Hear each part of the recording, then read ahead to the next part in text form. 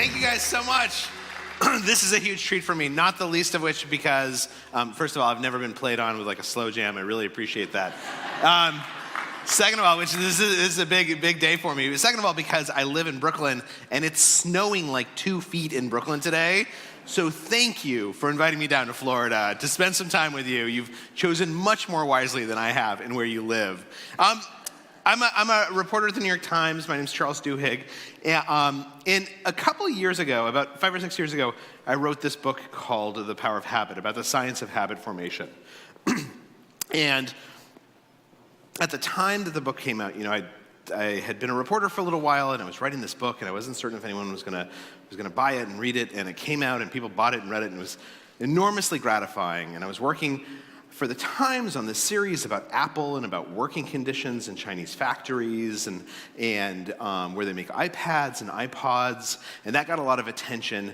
And every night I would come home and things were going really well, right? The book was selling and the people were noticing what I was writing in the Times, and I'd come home and I'd sit down with my wife and I'd say to her, if this is what success feels like, then sign me back up for failure, because this is the worst lifestyle I've ever had in my entire life. I would get home and all I would want to do is have dinner with my wife and our 2 kids, and instead I would have 40 or 50 emails to deal with, all the stuff that I'd wanted to get done during the day but hadn't gotten to. And my kids wanted to actually spend time with me. And so I would rush through dinner with them, and I would rush putting them down to bed, and rush, when you read the story and you're skipping every other page and you're hoping that they're young enough that they don't understand. And then afterwards they're like, Dad, that story didn't make a lot of sense. You're laughing because you do the exact same thing, right? You know this feeling. And so it got to this point where I was just sort of overwhelmed by how much work I had. And I thought to myself, this is not how life is supposed to work. So the one magical power you have as a reporter is that you get to call up basically anyone and ask them questions, and they feel like they have to answer those questions. So I started calling up all these researchers who work on productivity and success and time management, and I would say to them, I've got this friend with a problem. And I was wondering, can you tell him what's going on? Why do some people seem more productive than other people? Why are there people out there and companies out there that seem to get so much more done? And I had this theory, I'll admit to you, going into this. My theory was basically this, that we now live in this world where there is so much information around us that the people who are most successful are the people who somehow manage to build walls to keep things out, right? They stay focused on one task. They're not on Twitter. They ignore Facebook. They don't even have a smartphone. And I brought up this theory with all these researchers and these neurologists I was talking to, and they said, that is a really interesting theory, and it is completely wrong. That is not why some people are more successful than others. It does explain why your wife keeps on complaining that you don't reply to her emails. They said what is really going on now is that as we look at people who are more successful than others, more productive than others, what we find is that these people seem to have made 2 realizations. The first of which is that they realize that our brains, which are these amazing instruments, evolved in a completely different time, right? A millennia ago, if you could multitask, you were like king of the hill, right? If you could both plant crops and watch for predators at the same time, you were killing it compared to the guy next to you who could only plant crops or only look for predators. But of course, since then, the world has changed a little bit, right? And now multitasking means that you're not planting crops and looking for predators. You're instead having 2 conversations at once, and you're on the telephone, and you're checking your smartphone, and you're replying to an email. Multitasking now is a drawback, whereas once it was purely an advantage. People who are very, very successful have recognized this, and they've recognized something else. They've recognized that the thing that distinguishes the most successful people from everyone else is that they tend to be able to build these habits into their lives that allow them to think more deeply. Because throughout the history of time, thinking more deeply has always been the killer productivity app. Particularly thinking more deeply when thinking is hard. when you feel panicked or you feel rushed or you feel like you need to do something right now or there's 10 emails waiting for your reply, the ability to step back and to think more deeply about your priorities and about your goals and what you ought to be focusing on instead of simply reacting to what life wants you to focus on, that is the distinguishing characteristic between people who end up being very successful and everyone else. And within psychology, they refer to these as contemplative routines. That people who are successful, and many of you in this room probably already have contemplative routines without even realizing it, contemplative routines are these habits that we develop that force us to think. And if you can actually build these contemplative routines, what it means is that you can expose yourself to so much more information, and you know how to pick and choose better what to focus on. And so the question I want to ask you today is, what is your favorite contemplative routine? What contemplative routines do you have in your life that you might not even realize is a contemplative routine? And we're going to talk a little bit about what different contemplative routines look like, what the science behind this looks like, about how to build the habits, particularly mental habits, that allow you to be productive rather than merely busy. Because for the first time, we actually know what distinguishes the people who get things done from the people who constantly are just scurrying to try and keep their head above water. And to start, I want to talk about 3 different kinds of habits. I want to talk about the habits behind innovation, focus, and teams. And I think it's worth starting with innovation because everyone in this room knows we are now living in a world where you have to be innovative all the time, right? You are being asked to be innovative on demand, probably every single day of your professional life. And so what do we actually know about the science of innovation? What do we know about why some people are better at being innovative than others? And to answer that question, I want to tell you a story about West Side Story. Now, is anyone in this room seen West Side Story? Okay, everyone's seen West Side Story. Anyone in this room performed in West Side Story? There's a couple of hands go. Okay, who is Maria? Go ahead and raise your hand if you were Maria. Were you Maria? No. Okay, she's just doing her hair. But we might make you sing later on if you're not careful. So the story behind West Side Story is kind of a fascinating story. West Side Story was started by these 3 guys, Arthur Lawrence, Leonard Bernstein, and Jerome Robbins, Jerry Robbins, who's probably the most important character. These 3 guys who got together, they're young guys, they had worked on a couple of musicals before, and they get together 10 years before West Side Story actually appears on a Broadway stage. And this is their ambition. What they say is, we want to be the most creative, most innovative playwrights in history. Right? We want to redefine everything. We want to bring the avant-garde to Broadway. And so they start writing this script. And they're traveling all over the country, so they mail the script to each other back and forth. And they work on this story, and it's kind of loosely based on Romeo and Juliet, but it's set in contemporary New York City, and there's these 2 gangs, the Sharks and the Jets, and they mail this script back and forth. And this is a photo of the only copy of the original script of West Side Story in existence. It's held at the New York Public Library. When you go in and you say you want to see it, they make you put on these white gloves and take all of your pencils and pens out of your pockets, and they put you into this special room. What they don't do is they don't take your smartphone from you, and so when the librarian leaves the room, you can pull it out and start taking photos of the pages as long as an audience never tells them what I did. So this script of West Side Story has never been staged. And what's interesting about it is if you look at this original script of West Side Story, what you'll see is that in their ambition to do something completely new and creative and innovative, these guys actually created an entirely new language. This is the 3rd page. They have characters saying things like, skip the frabba jabba. Right? And another character says, cracko jacko. This is the first time the phrase cracko jacko appears in print. The whole script is like this. They come up with all these brand new words and these new expressions, and they are so proud of themselves, and they just think that they're so smart, and they find someone to back the play, and they rent a theater on Broadway, and 3 weeks before they're set to premiere, when they're in the middle of rehearsals, Jerry Robbins sits down with the 2 other guys, and he says, fellas, I think we have a problem, because we've written a brand new play that's about gang members fighting in New York City, and they're saying things like frabba jabba and cracko jacko. And then they dance. And I just don't think people are going to buy that gang members in New York City say things like that. So he says, look, we've only got 3 weeks, but give me a couple of minutes. Give me some time. I think we can rework this thing.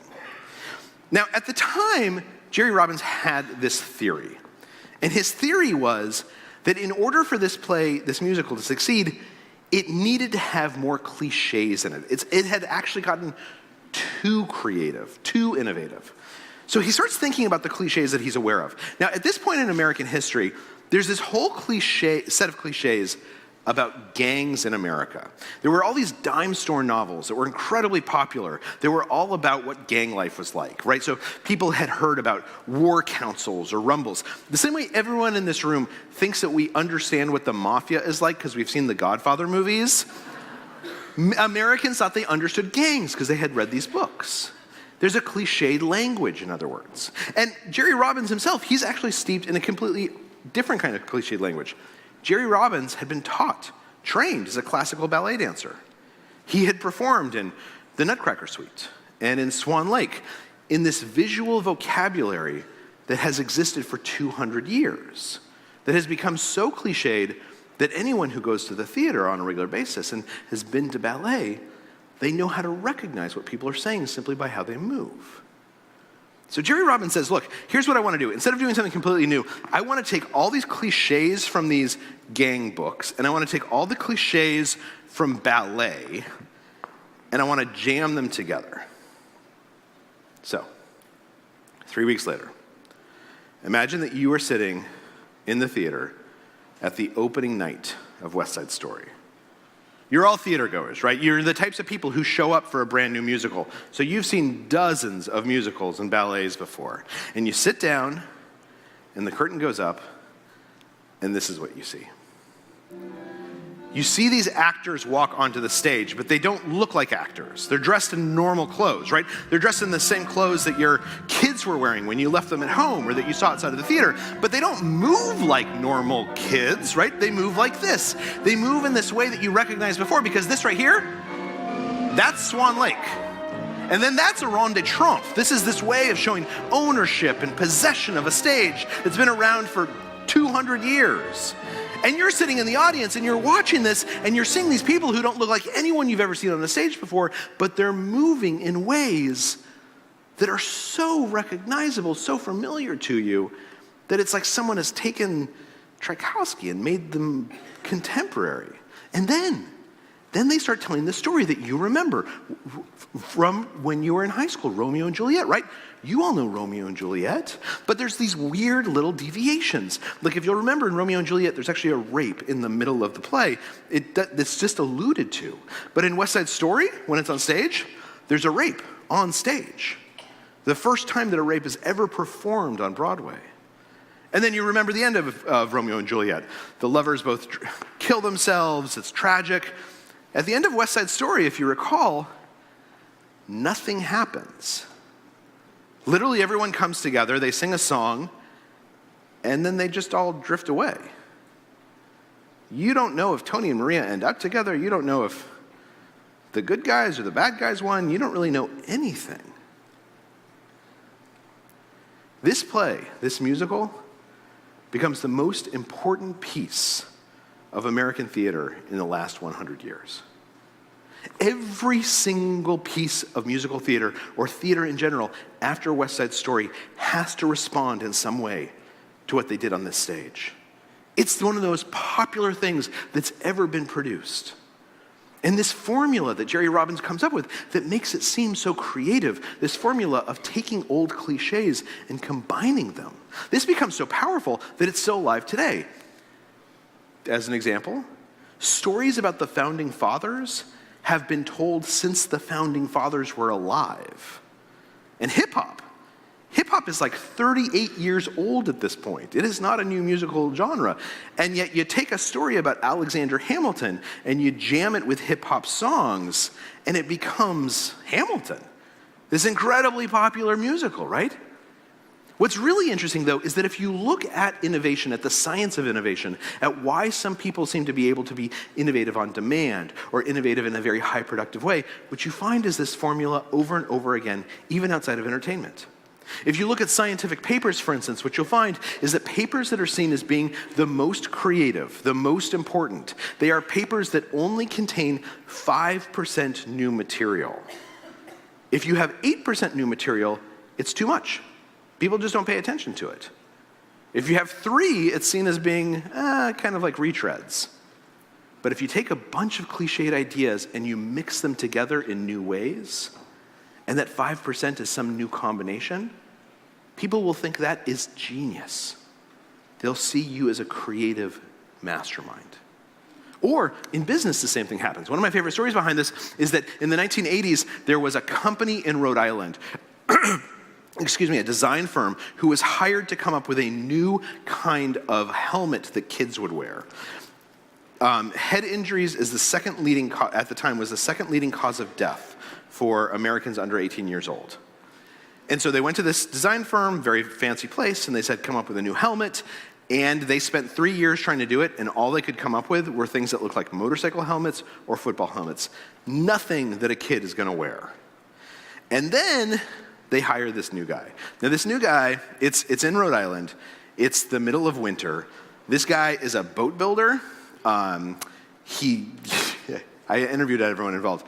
He used to get super stoned with the owner of the design firm. So he's like, hey, will you hire my buddy? And everyone was like, no, we will not hire your buddy. But eventually he gives him a job and he comes on and they're like, nobody wants to work with this guy. Give him that dog project, the helmet project. And so this guy comes in, and in his first week, he starts thinking about it. And he says, when you build boats, you build them just like this. What you do, it's kind of weird.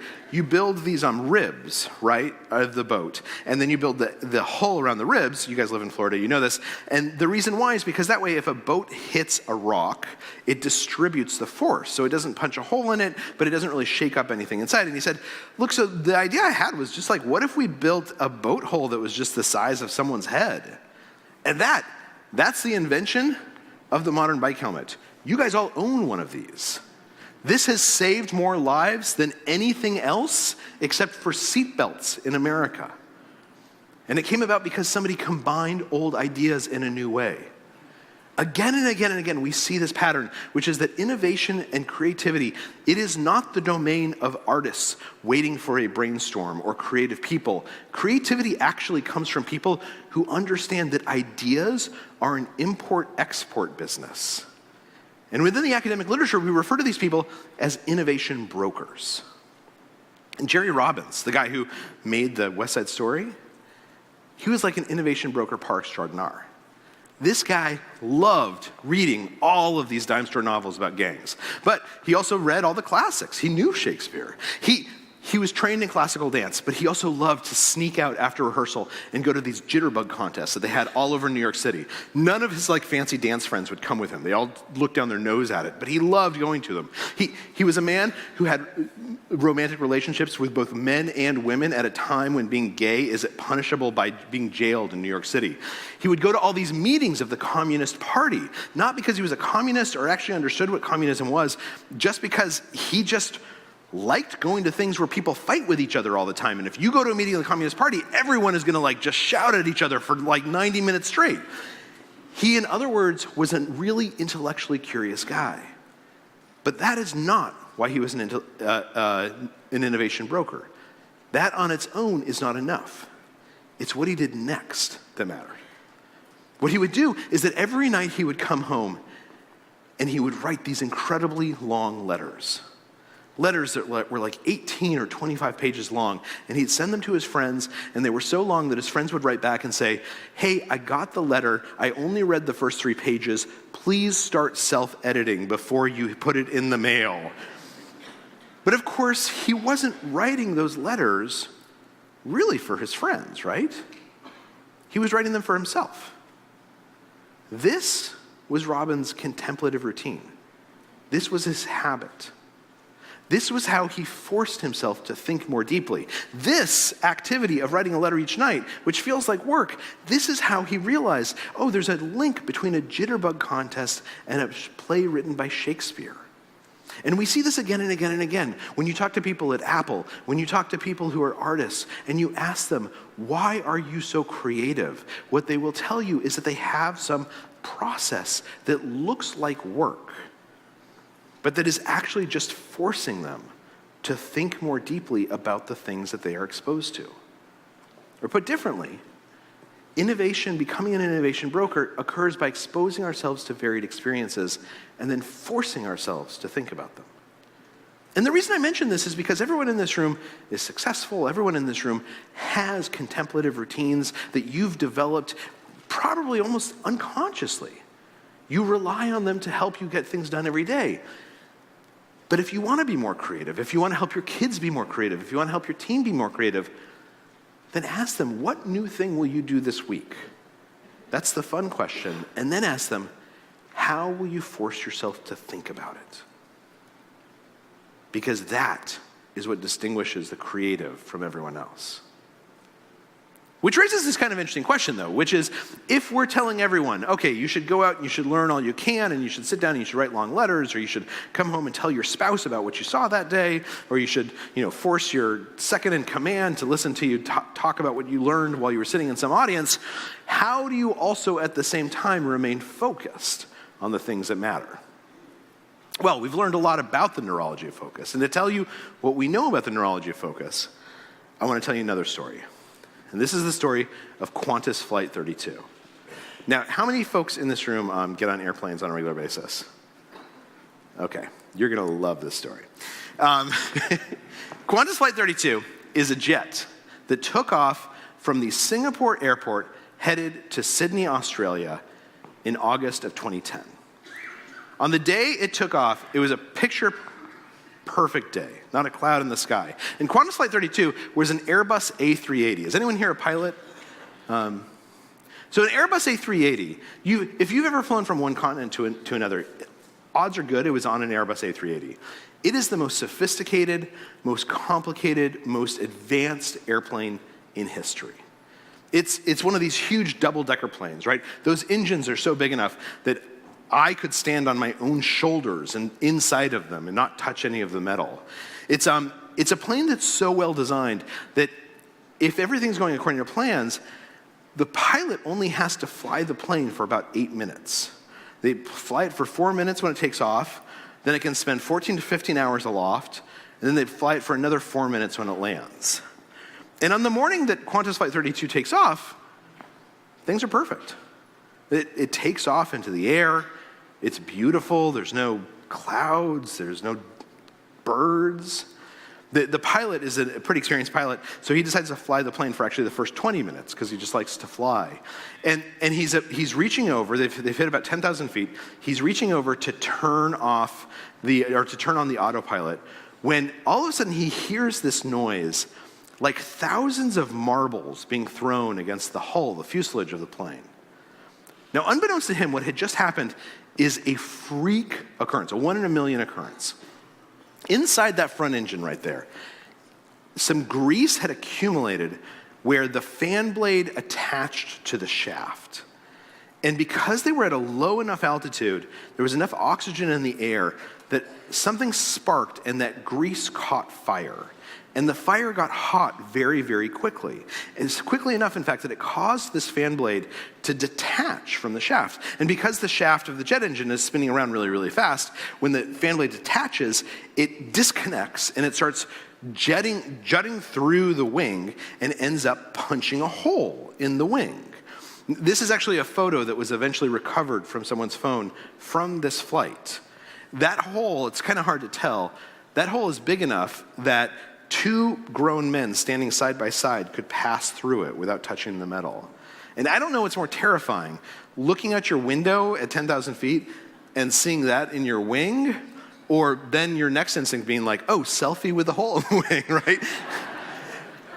But what's interesting is that this is not the dangerous thing that happened on Qantas Flight 32, because an Airbus A380, it's such a sophisticated plane, it can sustain an injury like this and continue flying for the next 14 hours, no problem whatsoever. The dangerous thing that happened is that another 1 in a million occurrence occurred, which is that when that first fan blade detached, as it started shooting through the wing, it hit another fan blade. And it hit it at exactly the wrong angle of incidence, and it caused that fan blade to explode into thousands of pieces. And it was like the shrapnel from a bomb going off inside the wing. As those metal pieces started moving through the wing, they started cutting through hydraulics lines and electrical lines and fuel lines.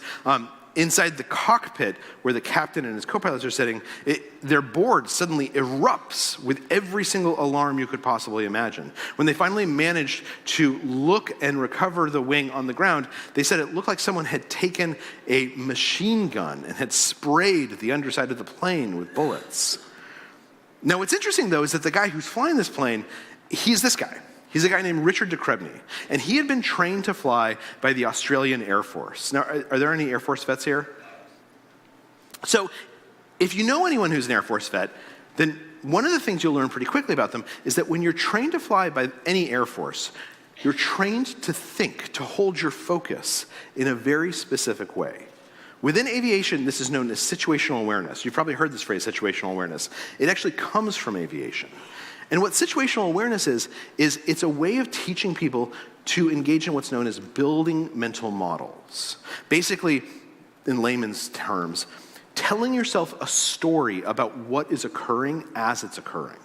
Now, all of us naturally do this, right? When you have some tough conversation coming up, you start sort of like playing out the conversation in your head, right? Before you even have it. Or maybe in the morning you think to yourself, okay, I have that meeting coming up at 10 o'clock and I've got lunch at 11, so I need to get to my points by 10:45 so I can get out of there, right? We all tell ourselves stories to help our brains figure out what to focus on and what to ignore. What's interesting, though, is that studies have shown that people who do this with half a degree more specificity, who build slightly more robust mental models, they tend to be more successful, in large part because they tend to be able to focus better on what matters. So there was a study that was done of Fortune 500 executives, and they found that the executives who got promoted the fastest were the ones who tended to visualize their meetings or their days with just a little bit more specificity than everyone else, right? Most of us say, I have a meeting at 10 o'clock, I got to be out of there by 11, so I need to bring up my point at 10:45. These guys and gals, they say, I've got a meeting at 10 o'clock. It's going to start with Jim bringing up that stupid idea he always brings up. And then Susan's going to disagree with him because something's going on there, and I don't really know what. But that's fine, because as soon as they get into a fight, I'm going to bring up my idea. And I'm going to be like the peace broker. I'm going to win the meeting. Right? They just visualize their day with just half a degree more specificity, which for some reason allows their brains to focus on what matters and avoid the distractions that might claim other people. And Richard de Crespigny, the pilot of Qantas Flight 32, he loves this stuff. He loves building mental models and going through these exercises. In fact, just that morning before Qantas Flight 32 took off, he and his co-pilots were in a shuttle from the hotel to the airport, and he went through this routine that he'd go through before every single flight. He turned to them and he said, tell me what the first words out of your mouth are if engine 2 goes out. Tell me the first thing you're going to do with your hands.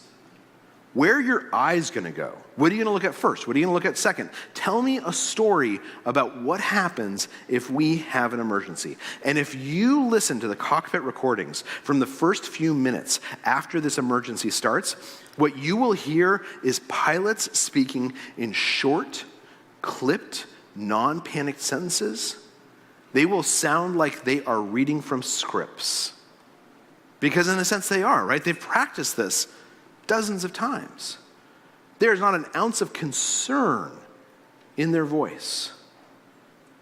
And in 99% of cases, that would save everyone on board.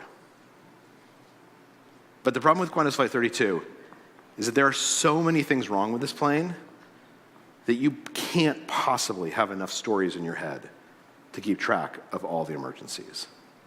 As soon as they solve one problem, 5 more problems pop up.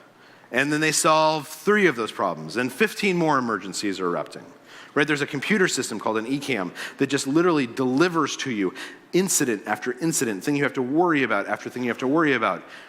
And Richard de Crespigny, he's sitting there in the captain's seat, and he's trying to tell himself a story about this plane. Right? He's trying to keep track of where the fuel lines work and where they don't, and where fuel flows are going, and which hydraulic systems are, and if the landing gear might come. He's telling himself story after story that he has practiced telling himself. and he feels himself getting completely overwhelmed. He feels himself getting drawn into what's known as a cognitive tunnel. Now, you've all experienced a cognitive tunnel. It's when you're driving down the freeway and you see a cop car out of the corner of your eye, and even though you're going the speed limit, you jam on the brake, right? Or you're at home and you get a text from your boss, and at the same time you're like feeding the kids and talking to your spouse and like washing up for dinner, and like you pull out your phone and you like type some quick reply and hit send, and as soon as you hit send, you think to yourself, I really wish I'd waited a couple of minutes before hitting send to think about what I was writing. A cognitive tunnel is our brain's natural instinct to react to the most obvious stimuli when we feel overwhelmed. And as de Crespigny's sitting in that captain's chair, he feels himself getting drawn into a cognitive tunnel. And so he makes a split-second decision. He does the weirdest thing I've ever heard. He takes, in the middle of the emergency, he takes his hands off of the controls, he puts them in his lap, he closes his eyes, and he says to himself, this story isn't working anymore. I need a different story. And he decides to start imagining that the plane he's flying is the plane he learned to fly on, a Cessna. Now, has anyone in here ever flown on a Cessna? Okay, so you know if I was to put a Cessna and an Airbus A380 next to each other, it would not look like this. It would look like this, right? A Cessna has basically nothing in common with an Airbus A380, except that it has the basics of flight. It has the ability to go up and down in the air. It has landing gear. It has a navigation system. But de Crespigny says, look, I need a new story. I'm just going to start pretending I'm flying a Cessna. So by now they've managed to turn the plane around, and they're headed back to the Singapore airport. And as they're approaching the Singapore airport, air traffic control comes on, and they say the one thing you're never supposed to say, which is they say, according to our computers, at the rate of approach, you are going to hit the ground and crash and explode into flame. And de Crespigny says, that's okay, I'm flying a Cessna, I'm turning off the radio now. And he moves over to turn off the radio, and his co-pilots like just freak out. But they're getting closer and closer. They come down to the runway. They manage to set down on the runway. The wheels do not explode. They're rushing down the runway. They don't know if they have enough runway to actually brake. They don't even know if the brakes work. So de Crespigny decides to brake the same way that you brake in an emergency in a Cessna, which is you literally press the brake pedal down and you start to pray. And so that's what he does. He presses the brake down, and if you listen to tapes, you can hear him muttering to prayer, and his co-pilot's being like, oh my God, we're gonna die. And as they're rushing down the runway, they can see the end of the runway, and it's surrounded by these sand dunes. And if they hit the sand dunes with too much speed, the plane will literally flip over and kill everyone on board. And they can see the end of the plane. The brakes actually catch hold. The metal starts groaning as it's trying to give off the speed. They're getting closer and closer and closer. And with 100 meters to spare, they eventually stop. 48 minutes later, all 469 people on board that plane walk off without one injury. Now, they have tried to recreate this landing hundreds of times in simulators. No one has ever landed this plane without killing every single person on board. And if you ask de Crespigny why he was able to do it, what he will tell you is he has no idea. He will say, look, I don't know if maybe things weren't as bad as what the computer said. Maybe I did something without even psychologically understanding what I was doing.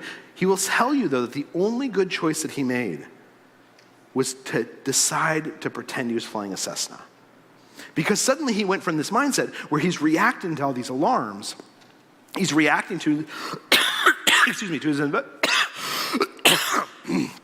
reacting to his environment, to a setting where suddenly he's in charge. He can make choices and decisions. He is in control in the story inside his head, rather than being a bit player, a character in someone else's story. And I'm not saying that when you go into your office that it's just like the cockpit of a plane that's about to crash, but it's actually not that far off, according to studies. Right? You walk into your office and there's 20 emails waiting for you, and there's 10 people who want to ask you a question, and your phone is ringing, and it is overwhelming. And the people who succeed are the ones who say, I'm going to make up the story about what my day is like. I'm not going to be beholden to the story that life is trying to force on me. And it raises an interesting question. Why was de Crespigny able to do this? Why was he so good at it? And the answer is, if you talk to Richard de Crespigny, and I've talked to him a dozen times at this point, you will learn pretty quickly, Richard de Crespigny is the most argumentative jerk on the face of the planet. He is a man who will pick a fight with you over anything. Every conversation I had with him, he was just super argumentative. He's argumentative with everyone. That morning when I said that he would ask his co-pilots to tell him stories about what they would do in case of an emergency, He would argue with them about the answers they gave. Why are you going to do that with your hands? Why not do this? Put differently, Richard de Crespigny is a man who is accustomed. The culture of Qantas Airlines is a culture that is accustomed to encouraging people to play with the stories in their head, to challenge the stories within their head. And that means he's probably not a guy you want to have a beer with, but he is a great person to be flying a crippled plane for you. And the insight here is that this is one of the other cognitive routines that we know is critically important, because focus is visualizing what ought to happen and then figuring out some way to challenge yourself as to whether there ought to be other stories you're considering. We all have colleagues that we work with who are, a little challenging, right? They're people who pick apart our plans or they second guess us. And you might not want to have a beer with that person, but you want to keep that person on your team because they are your cognitive routine to make sure that you don't get trapped in one story, in one mental model. And it's incredibly valuable to have that. Which brings up then this final question, which is, if we know this about creativity, if we know this about focus, how do we share this with our teams? And to answer that, I want to tell you just one last quick story about what we know about the science of teams, and it comes from Starbucks. Is anyone here familiar with Starbucks? It's a large coffee company. Okay, so what does Starbucks sell? Coffee. What do they really sell? An experience, exactly. Who here has been to a Starbucks in the last 24 hours? Okay, you all seem like really smart people, and yet you did pay $4.25 for a latte that you could probably make on your own for about a quarter. But the reason why is because you know that when you walk into a Starbucks, there's going to be some nice barista, and they're going to ask your name and write it in big cursive letters on your cup. There's going to be soft music. The problem with Starbucks, though, is the average Starbucks employee is 19 years old. Does anyone here remember being 19 years old? The problem, you're 19? The problem with being 19 is that sometimes 19-year-olds, they act like 19-year-olds. They can act like morons, right? I was a moron when I was 19 years old. And this became a particular problem for Starbucks as social media took off. Let me show you an example of how bad it got. She was a loyal customer of Starbucks, loved the coffee, loved the service, but that changed a few weeks ago. This New Yorker got steamed, not the light was inside her cup, but something written on the outside. That's what she called Nina Pineda, and ordered a special brew of fully caffeinated 7 on your side. And then when you looked at it, what'd you think? I was shocked. I didn't understand why. Why would they do that? Vicky Reveron is talking about this Starbucks cup. On the side, a Starbucks employee wrote what she ordered, a caramel frappuccino. But instead of scrawling her name on the side, she says he wrote the B word. It says Vic. My name is not Vic, it's Vicky.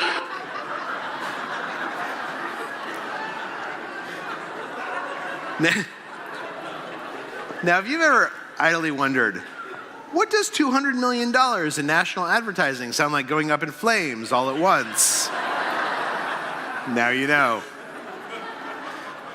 This clip went viral. Literally within 24 hours, over 4 million people had seen it. And Starbucks, the CEO of Starbucks, Howard Schultz, he sees it, he freaks out. This is his worst nightmare. So they actually launched this investigation to figure out what happened. And they find out that Vicky had been helped by this very nice 19-year-old who had never had any behavioral problems. The night before Vicky comes in, this kid gets into a fight with his mom. He sleeps for 2 hours that night, comes in for a shift. He's an hour 7.5 of an 8-hour shift, and Vicky comes in. And what this kid did, I think we can all agree, is unforgivable. He also has the bad luck of handing the cup to Vicky, who looks at it. She goes, oh yeah, I'm definitely going to get you for this. She walks outside, she calls the TV station. The TV station's like, oh, we love this story, but we can't be there for 4 hours. And she's like, that's totally fine. She goes home, she puts on her nicest blue blouse. She comes back, she drinks the entire cup of coffee.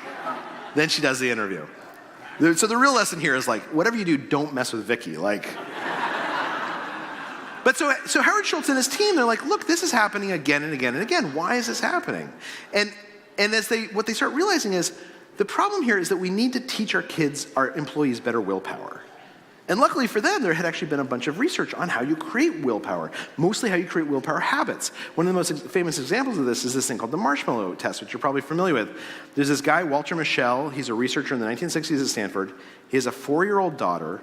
He brings her and a whole bunch of her classmates into a room one by one. He puts a marshmallow in front of them and he says, I'm going to leave the room.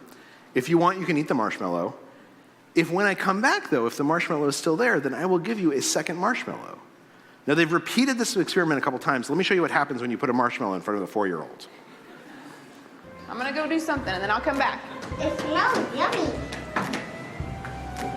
It smells really good.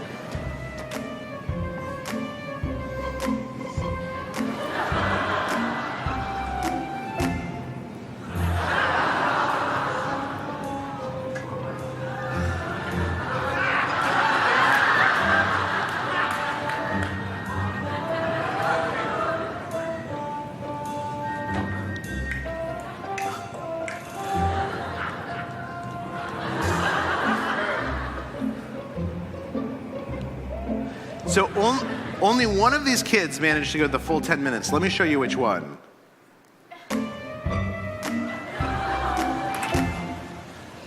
How'd you do? Did you do good?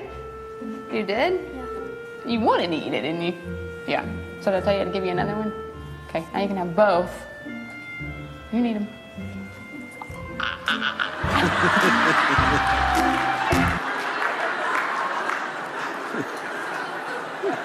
I love it. So Mischel, he does this research. He finds that about 40% of the kids could resist the marshmallow. And then he tracks them over time, and he finds that kids who could resist the marshmallow, they're more successful. Exactly. They get better grades in school. They're more popular in school. They get into better colleges. They get higher paying jobs. Hundreds of studies have found this. Willpower habits are the single greatest correlate with future success. And so Howard Schultz, the CEO of Starbucks, he says, I want some of this. So they start coming up with these all new training manuals. And they do things like they train you how to have willpower automatically, how to think more deeply. So for instance, your first week working for Starbucks, your manager will teach you something called the latte habit. They'll say, look, if an angry customer comes in, what you should do is you should latte them, which means you listen to their complaint. You acknowledge their complaint. You thank them for complaining. You take care of their complaint by giving them like a free cup of coffee or anything else that they want. And you explain why this will never happen again. And baristas started doing this all over the country. And in fact, employee satisfaction scores go up, customer satisfaction scores go up. The folks at Starbucks, they try and figure out, why is this working so well? And so they start talking to the baristas, and these 19-year-olds, they start saying things like, yeah, I love latte. Man, my mom was mad at me. I latte'd her last night. It totally worked. What they're really teaching these kids is they're teaching them how to be in control of their own lives, right? How to feel like you can control yourself.